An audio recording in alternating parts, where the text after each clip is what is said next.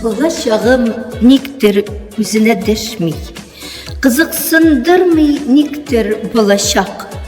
Хатирелер бары бір істен шықмас, исләремдә ғаршақ, қолашақ. Ниндигіне булмас истәлекләр, барысы да олар минеке, минем йөрәгемә кіріп қалған.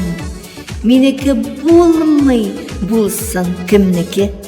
Искә алырлык нәрсә бар сыңанда, күбрәк күз яшьләре исемдә. Көнен шулай елап уздырса, бәхет китермәде кишемдә.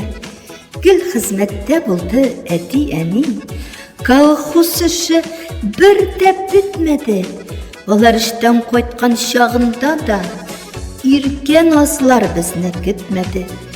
Бер бетмәслек нинди эш булгандыр. Аягыннан йыкты әнине, күрше-күлән хәтта гаеп итеп, ачуланып атты әтине. Тормыш куып үтте гомерләре, исләребез бөтен булсын дип, иркә назга урын калмады, тормыш муллык белән тулсын дип.